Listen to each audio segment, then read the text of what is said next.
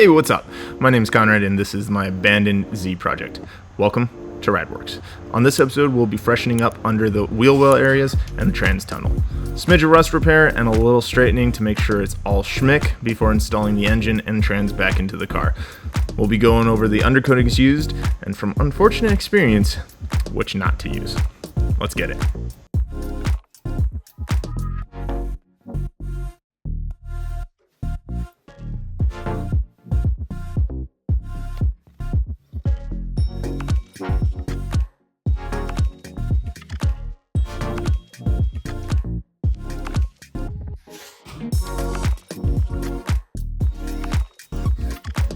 So here's a little interesting tidbit. You can see this coating in here.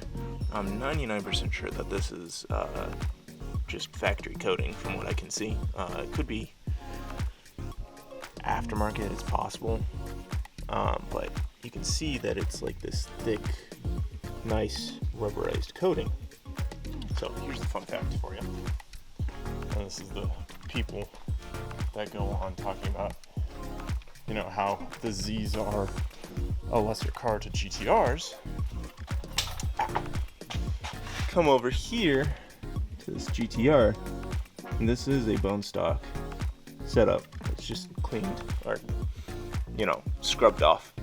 There's no coating like that at all. This is just all hard coating. This isn't rubberized at all. So they didn't do nearly the level of coating that they did on the Z's. So, a little fun fact for what car that they put more time and effort into making a nicer riding car. Obviously, people will go, oh, race car, but this car was a GT car. So, alright, back to the Z. Alright, ADHD moment, put the camera down, and then I ended up just doing it anyways. So, what I was talking about was I was going to take a razor blade, which I did, and then cut this little panel of rubber out. So, this was here. This is what I was talking about. So, but this is the type of stuff that you don't find on a GTR is what I was going about. Nissan did a good job of making these. I say that Nissan put a lot more effort into making these nicer cars than Skylines and the GTRs. So that was the point of that. Cut that out, cleaned it up, and then we will still just shoot that. We'll put the bolt holes in there and then shoot it with the undercoating. Next step before we actually undercoat is we're gonna take a 2x4 and then smack the edge in here. And previously what I was saying, I think I said that, is that upper control arm gave away is what I'm assuming, and then wheel into quarter, whatever you want to call this. So that would explain this being flat, this being caved in, and this being pulled up. But I am not too worried about it being an accident because this curtain up here, if it was in an actual accident, I think that curtain would have seen some damage. And that this is all way too straight surrounding areas for it not to have been just like a wheel getting pushed in. Not too worried about it. Big wheels are going in. That might have needed to be pushed in anyways. Gonna take that 2x4, clearance that, and then we will get to undercoating. Let's get jamming.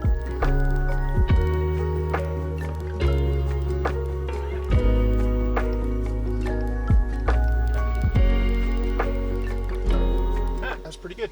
And now I think the move is gonna be seam sealing this right in here. So go clean it up again and then give it a better bond surface. Scratch it up a bit. I like panel wiping everything before I put it. If it's gonna have a bond, everything's getting a wipe. A weep.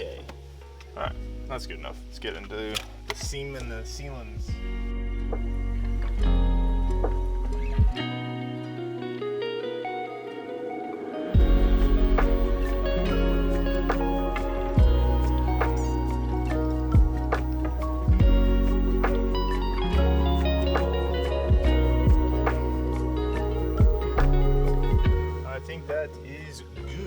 On the seam sealer.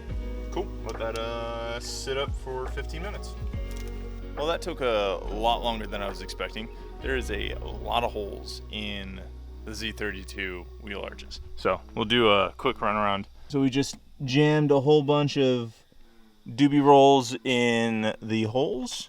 So we've got all those set up and cleaned it up. Threw on, did a few wraps with that.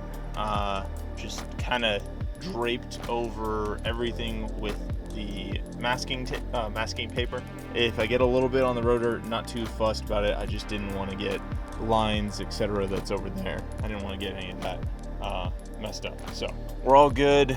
This stuff is not really, it's a little bit splatty, but it is not, it's not exactly like airborne type of overspray that you would get from a standard paint. That being said, should be good with pretty loose masking job, not like anything super tight. The main thing you want to do is just make sure you don't get a whole bunch of like dropout stuff.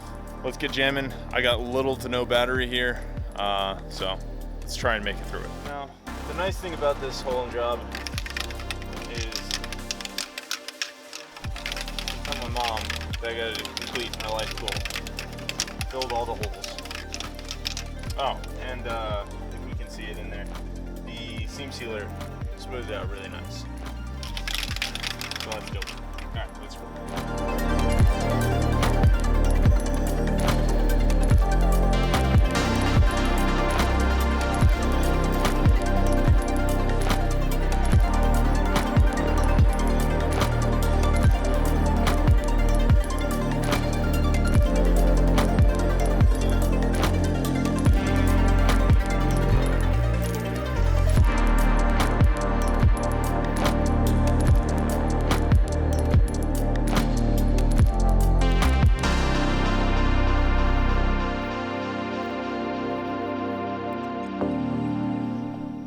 Alright, so I'm pretty happy with the way it's coming out, but obviously, as you saw, I ran out of paint, so I need to go and grab some more.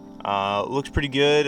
When you have these edges, it gets really speckly, but when you've got it, you know, in these areas, it looks nice and flat. Nothing too crazy. So I will catch you tomorrow with some more paint, and then we can get some nice daylight shots of everything, you know, being done tomorrow.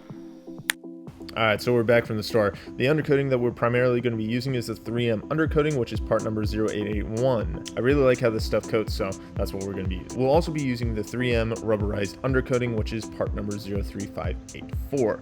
We'll be using this in the high impact areas, so it can reduce chipping. So if you have like a bed liner or a hard coating prone to chipping off with road debris getting kicked up from the tire. So that's what we'll be using to try and reduce that. Let's get at it. Just like before, we're going to panel wipe everything so it has a nice clean surface for the fresh coating to bond to.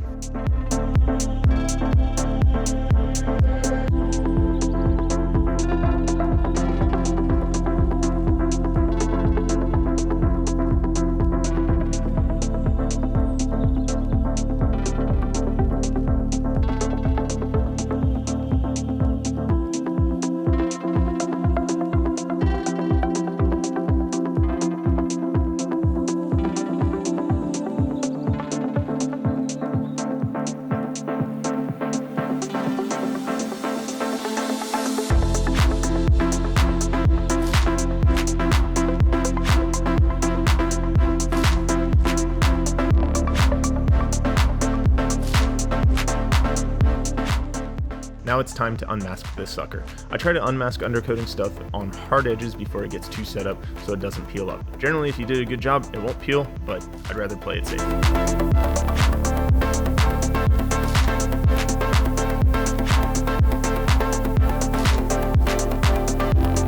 Bam. There we have it. Undercoating has set up and flashed. It looks really nice and uniform. I like how it came out. As you can see in these little ripply areas, that's going to be our rubberized coating that we put in the high impact areas. It takes a little bit longer to cure, so just don't try and mess with it for, you know, probably a day or two. It probably takes less, but in my opinion, when you set it up thick, it just takes a lot longer to cure. So everything looks super uniform. I love it. Really like the coatings. Everything came out right. So let's put this back together and move on to the other side. 10 out of 10 focus job here. Found a little strip of rust on this seam here, so we're gonna buzz it down. It's right under the brake booster, so it's either a leaky master or a leaky brake booster at some point in time that failed and never was taken care of by a previous owner. So built up a little rust, so we'll just buzz it down and coat it with a rust converter. This is my choice rust converter. It's Marhide One Step Stuff is fantastic. I use it on paint and body as well.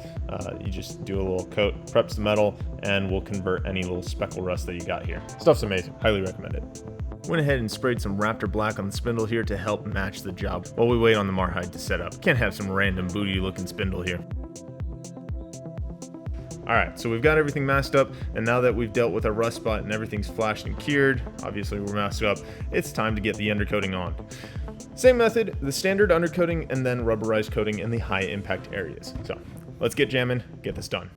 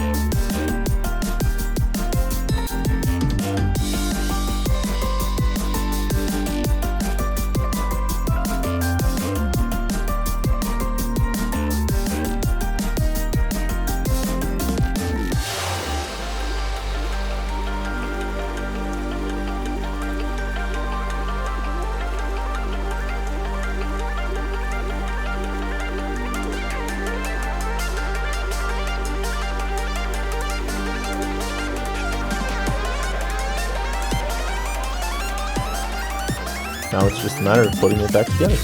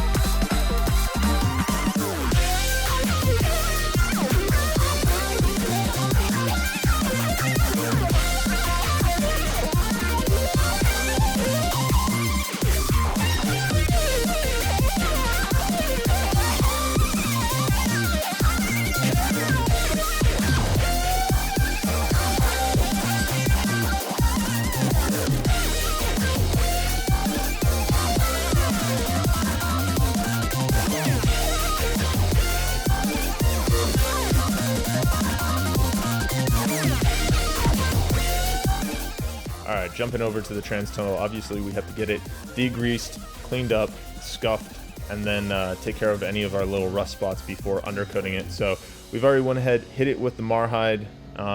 It's pretty much ready to go. Marhide has had plenty of time to cure at this point, so we're just doing a quick panel wipe before blasting it. So let's get that done, hit it with the undercoating. Now, we're mainly focusing on the trans tunnel itself because obviously once the trans is in, we can't really undercoat above the trans. Here's when we talk about the undercoating you shouldn't use. I grabbed a can of this Permatex undercoating.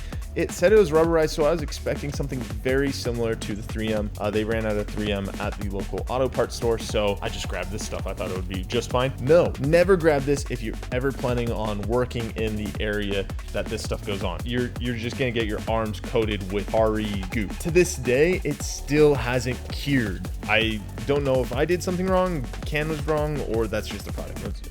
I'll just leave it there. So on that note, I'm going to call that a wrap and complete. The next episode we'll be throwing the engine in. Thankfully, hopefully, fingers crossed. So stay tuned for that. Stay rad. and I'll see you. Maybe I'll learn to talk without my hands.